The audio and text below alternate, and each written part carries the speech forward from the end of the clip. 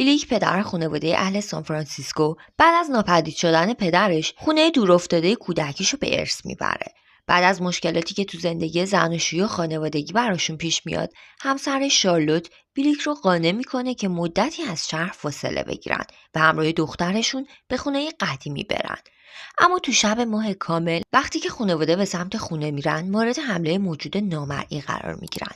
اونا بدون هیچ امیدی فرار میکنن و در حالی که اون موجود دور خونه میچرخه به داخل خونه پناه میبرن.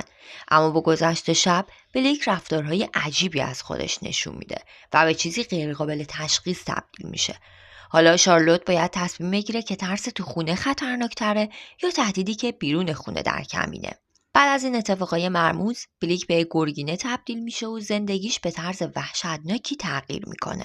فیلم ترسناک گرگینه مرد گرگنما 17 ژانویه 2025 یعنی 28 دی 1403 توسط یونیورسال پیکچرز اکران شد و تا الان با بیشتر از 1000 رای تو سایت IMDb امتیاز 6 از 10 را گرفته.